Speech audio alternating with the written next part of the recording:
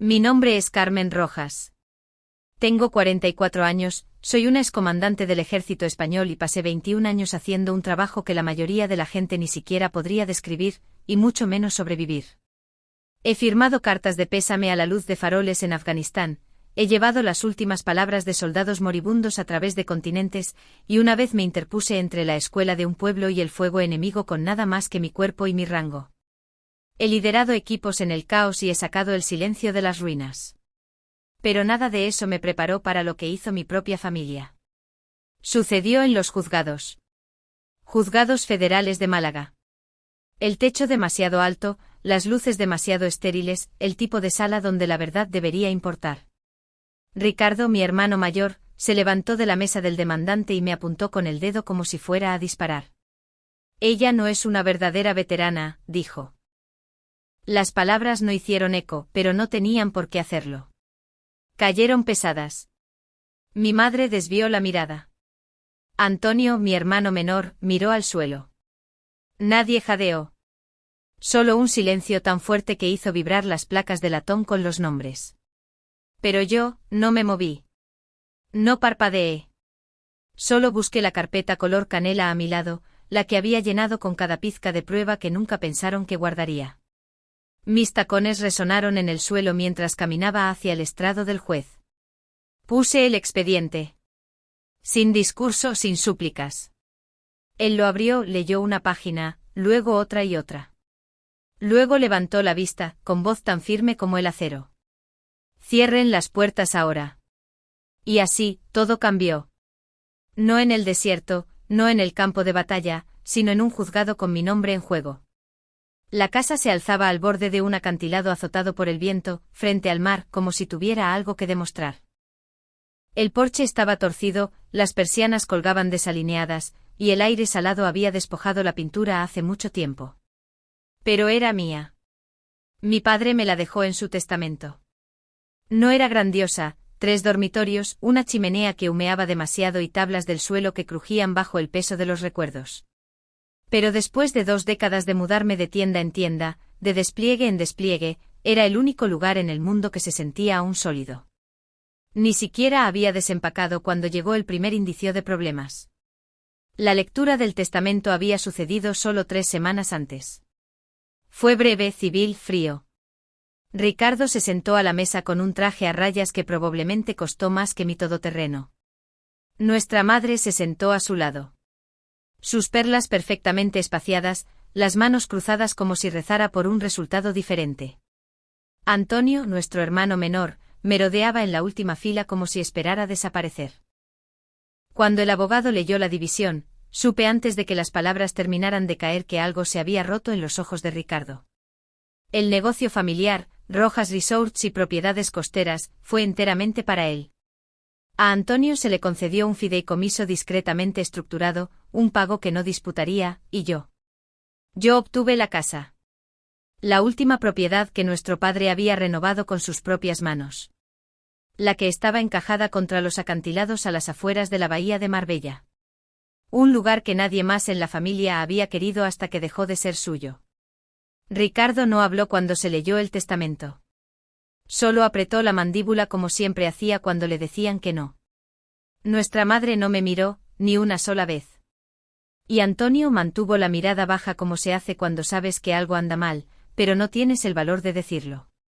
Durante unas semanas después de eso, hubo tranquilidad.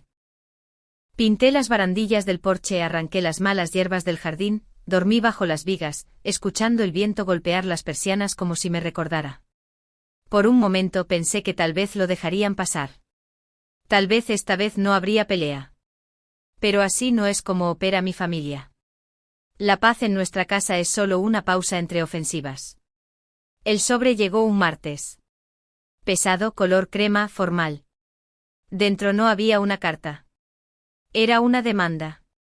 Mi propia madre y mi hermano me estaban demandando, alegando que había falsificado mi historial militar, manipulado a un hombre moribundo y robado lo que no era mío. Sin llamada, sin advertencia, solo un ataque cuidadosamente empaquetado entregado por mensajero. Dejé los papeles y caminé hacia la ventana. El viento del Atlántico aullaba contra el cristal. Así que eso era todo. Ahora no solo era una extraña. Era la enemiga. Me senté a la mesa de la cocina con la demanda extendida frente a mí como un mapa de la traición. Página tras página, su lenguaje era clínico preciso, diseñado para herir sin sangre. Alegaban que había tergiversado mi carrera militar, que había falsificado registros de despliegue, que había manipulado a mi padre durante sus últimos días para obtener ventaja sobre la herencia. Ya no se trataba solo de la casa. Se trataba de borrarme por completo de la memoria, del honor, del papel. No hubo llamada telefónica, ni reunión familiar, ni intento de hablar como personas que alguna vez compartieron desayunos y cumpleaños. Solo firmas, la de Ricardo con esa caligrafía apretada y agresiva. La de nuestra madre con su cursiva impecable, la misma que usaba para las tarjetas de Navidad y las notas de disculpa que nunca significaba. Llamé a Antonio una vez. No descolgó. No lo intenté de nuevo. En cambio, despejé la mesa y extendí mis propias herramientas. No armas, no armaduras, sino documentos, órdenes, citaciones, cartas de recomendación de coroneles cuyos nombres aún significaban algo en el Ministerio de Defensa.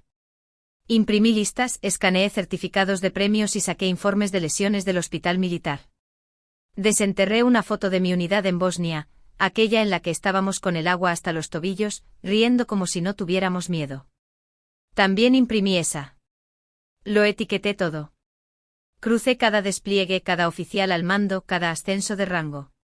Verifiqué sellos de tiempo digitales, índices, hashes de archivos, y alrededor de las 3 de la mañana, encontré la primera inconsistencia. Una entrada de servicio había sido mal fechada. Otra faltaba por completo. Una condecoración listada en un lugar, pero ausente en la base de datos oficial. No fue aleatorio. Alguien había manipulado el registro, no de forma descuidada, sino quirúrgicamente. Lo suficientemente limpio como para levantar dudas, pero no lo suficiente como para activar alarmas. Quienquiera que lo hizo tenía acceso y motivo. Miré la pantalla con el pecho oprimido. No por miedo, sino por una especie de fría claridad que solo años de combate me habían enseñado. Esto no se trataba solo de dinero. Esto se trataba de destruir lo único que había construido que no dependía de ellos, mi nombre. No lloré. No golpeé una pared ni grité al océano. Hice café. Abrí una nueva carpeta. Y comencé a planear un contraataque. A las 6 presenté una solicitud formal al Ministerio de Defensa para una reedición completa de mi expediente bajo la ley de transparencia. Luego comencé a contactar a personas, ex jefes de unidad, suboficiales, personal médico, cualquiera que recordara mi tiempo allí. Algunos respondieron con confusión, otros con un apoyo discreto, y un teniente coronel, el teniente coronel García, me respondió con una frase que llevaría conmigo durante semanas: si vienen a por ti, que traigan algo más que papeles. Pero incluso mientras construía mi caso, la pregunta ardía detrás de todo lo que tocaba. ¿Quién hizo esto? ¿Y hasta dónde estaban dispuestos a llegar? El mensaje llegó justo después de la medianoche. Sin nombre de contacto, sin puntuación, solo 5 palabras brillando en la pantalla oscura de mi teléfono. Necesitamos hablar a solas. Lo miré fijamente durante un largo minuto con el pulgar sobre la opción de borrar. Pero algo en mí, llámalo instinto, o quizás solo agotamiento, me mantuvo quieta. Escribí una palabra. ¿Cuándo? 15 minutos después, estaba de pie en los acantilados detrás de la casa, con la chaqueta abrochada hasta arriba, el viento del Atlántico cortando mis mangas. Antonio ya estaba allí, su figura apenas visible a la luz de la luna, los hombros encorvados, las manos hundidas en los bolsillos de su abrigo como si escondieran algo más pesado que los dedos. No me miró cuando me acerqué. No sabía que llegaría tan lejos, dijo en voz baja. No dije nada.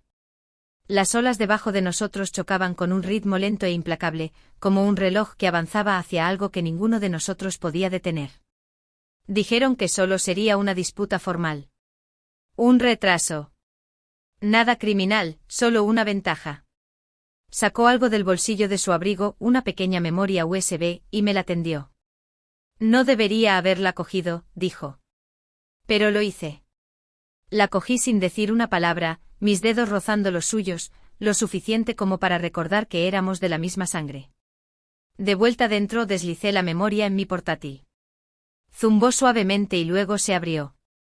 Lo que me devolvió la mirada casi me dobló las rodillas.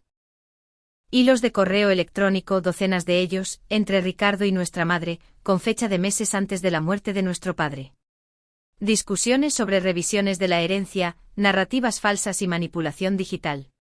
Conversaciones con una empresa tecnológica privada contratada para sanear mis registros en las bases de datos militares.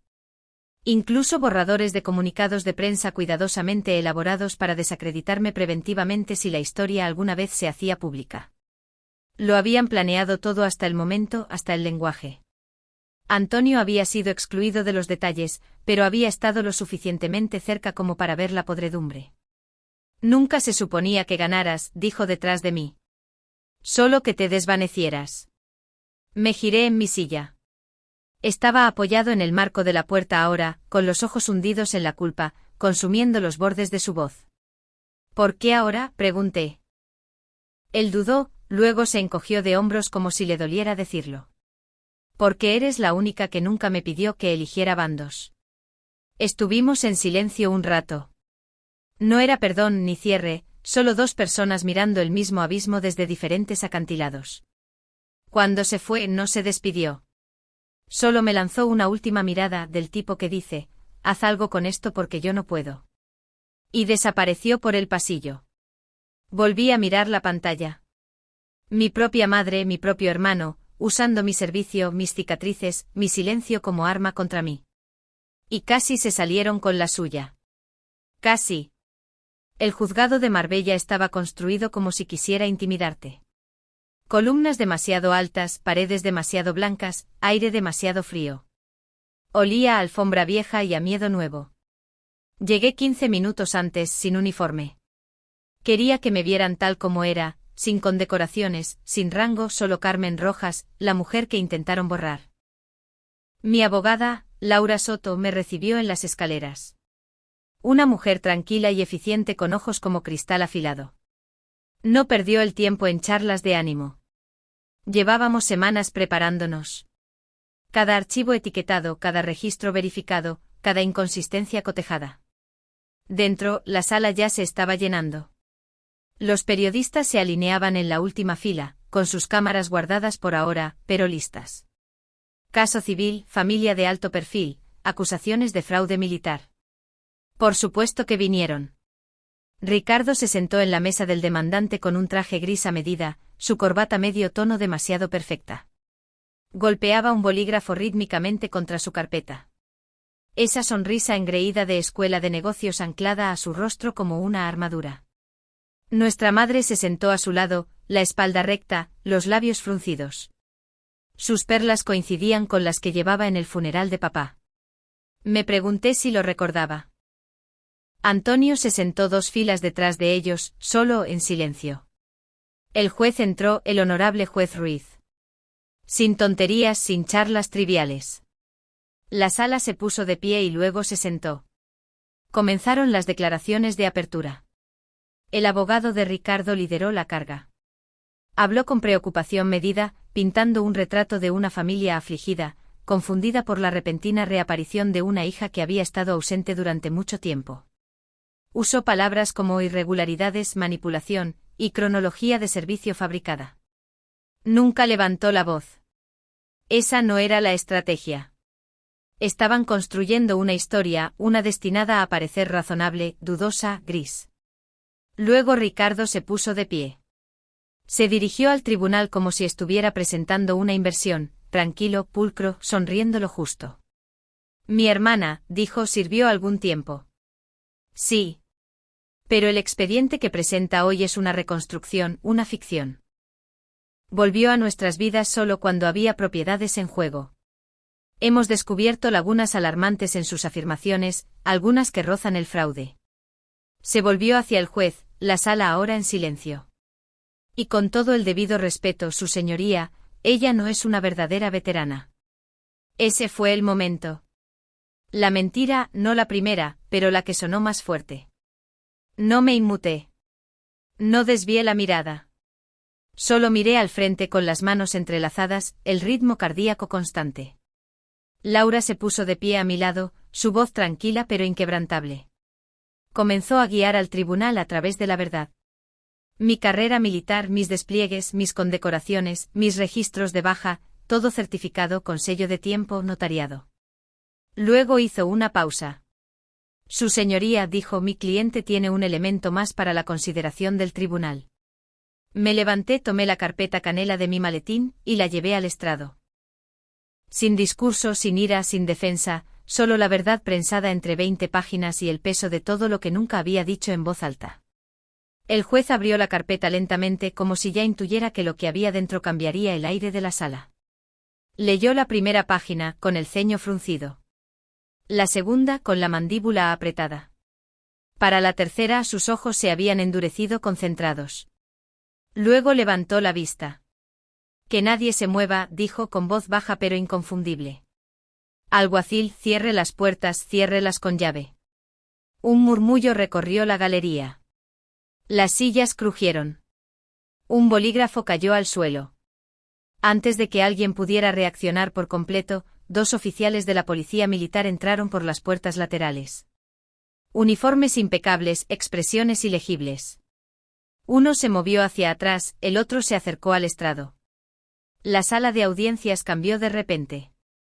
Más pequeña, más tranquila, más pesada.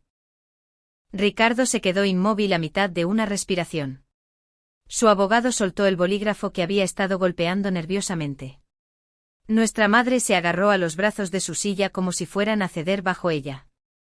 Y Antonio no se movió, pero sus manos entrelazadas en su regazo comenzaron a relajarse. El juez entregó la carpeta al policía militar más cercano. El oficial hojeó los documentos, asintió una vez y luego le susurró algo al juez. El juez se echó hacia atrás, estudiándose a sí mismo antes de volver a hablar. Este tribunal ahora está en posesión de pruebas que sugieren que pueden haberse cometido múltiples delitos federales, incluidos, entre otros, fraude intencionado, manipulación de registros militares, obstrucción de documentos oficiales y mala conducta financiera relacionada con cuentas de beneficencia de veteranos. La sala inhaló a la vez como si la verdad hubiera aspirado el oxígeno. Con efecto inmediato continuó, este procedimiento civil queda suspendido a la espera de la revisión de los fiscales federales. Ricardo parecía como si alguien le hubiera drenado todo el color de su cuerpo. La máscara había desaparecido. Bajo el traje a medida y la piel bronceada había un hombre ahogándose en silencio. Su abogado intentó levantarse, pero el MP detrás de él levantó una mano ligeramente. Se quedó sentado. Nuestra madre se volvió hacia el juez con los labios entreabiertos como si fuera a hablar, pero no salieron palabras. Miró a Ricardo, luego a mí, y rápidamente desvió la mirada. Yo no hablé. No sonreí. Ni siquiera respiré demasiado profundamente porque este no era un momento de triunfo. Era un ajuste de cuentas. Página por página, la carpeta había deshecho todo lo que habían construido. Primero los correos electrónicos que describían la estrategia para desacreditarme, frases como control de narrativa y gestión de la imagen utilizadas como balas. Luego los registros financieros que mostraban dinero movido a través de cuentas fantasma con mi nombre, supuestamente para organizaciones benéficas de veteranos, pero que nunca llegaron a ninguna organización real. Y finalmente el testamento enmendado semanas antes de que mi padre muriera con firmas que no coincidían, notariado por un hombre que nunca había tenido licencia en nuestra comunidad autónoma. Cada mentira tenía un sello de tiempo, cada manipulación una huella digital. Habían construido una máquina para borrarme, y yo la había puesto de rodillas. Cuando el juez levantó la sesión para un receso, el mazo no sonó a madera. Sonó a cierre. Y en algún lugar entre las cabezas que se giraban y el silencio rígido, me di cuenta de algo. Esta vez, ellos no salían primero. Era yo. Salí al pasillo, la pesada puerta de la sala del tribunal se cerró detrás de mí como el sello de una bóveda. Por un momento los sonidos regresaron.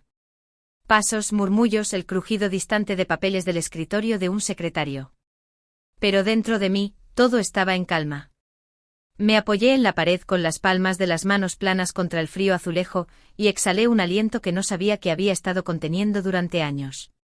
Mis rodillas temblaron, no por miedo, sino por liberación, la clase que llega cuando tu nombre ya no está bajo asedio. Luego escuché pasos lentos, familiares. Me giré.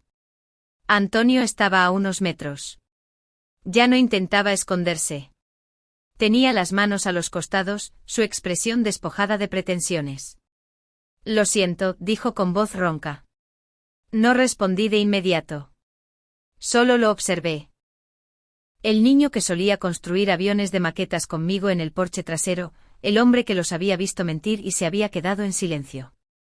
No tienes por qué estarlo, dije finalmente. Hiciste lo que importaba. Él bajó la mirada, tragando con dificultad. Debería haberlo hecho antes. Quizás asentí. Pero lo hiciste antes de que fuera demasiado tarde. Eso cuenta para algo. Él asintió una vez. Solo una vez. Pero en ello estaba todo lo que no habíamos dicho desde que éramos niños. No nos abrazamos, no lloramos. Solo nos quedamos allí en el suave ruido del pasillo del juzgado. Dos personas que finalmente habían salido de la sombra de otra persona.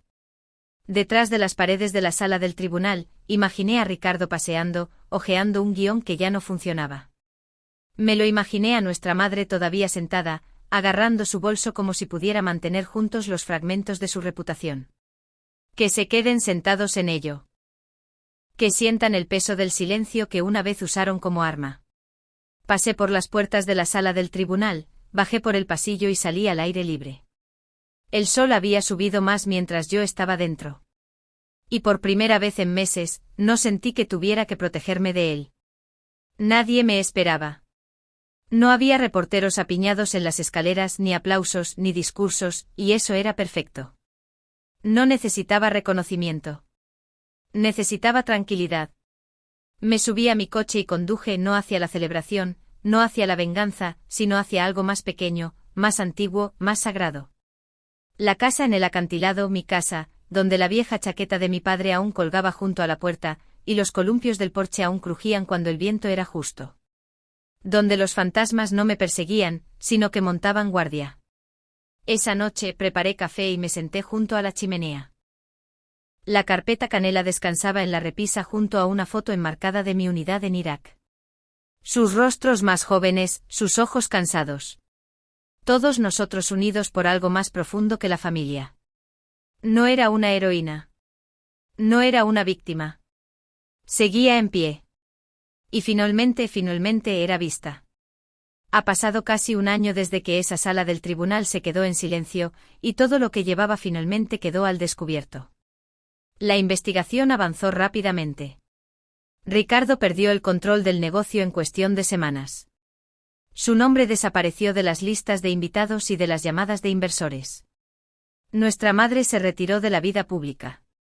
Sin comunicados de prensa, sin disculpas, solo silencio, el tipo que una vez usaron para mantenerme pequeña. No lo vi desarrollarse. No necesitaba los titulares. Ya sabía cómo terminaba. Antonio venía a veces. Nunca decía mucho sobre ese día, pero siempre traía algo, un periódico, comida para llevar, un viejo libro de papá. Nos sentábamos en el porche con el viento del mar en nuestras caras y no decíamos nada en absoluto. Eso era suficiente. Una mañana abrí el baúl del ático. Dentro la chaqueta de campaña de papá de la guerra del Sáhara, su parche de mecánico aún pegado a la manga. Guardada en el bolsillo interior había una carta doblada escrita con su letra cuadrada y temblorosa. Nunca la envió. Quizás nunca tuvo la intención de hacerlo, pero una línea se me quedó grabada: nunca entenderán lo que cuesta irse con solo tu nombre. Pero yo sí. La leí 3 veces. Luego la volví a doblar en la chaqueta. Esa primavera construí un pequeño jardín conmemorativo detrás de la casa, solo lavanda, piedras lisas y un banco que hice con mis propias manos. En el respaldo tallé una sola palabra: honor. Algunas noches me siento allí, taza en mano, dejando que la brisa se lleve lo que queda del pasado de vuelta al mar. No me detengo. No me duele. Simplemente existo. La casa en el acantilado todavía cruje cuando el viento se pone bravo. Las tablas se mueven bajo mis pies, pero ya no se siente frágil. Se siente ganada. Intentaron borrarme, pero olvidaron que fui entrenada para la guerra. Y a veces la victoria más fuerte no viene de romper a tus enemigos, sino de negarte a dejar que ellos moldeen quién eres. Nunca obtuve venganza. Obtuve algo mejor. Paz.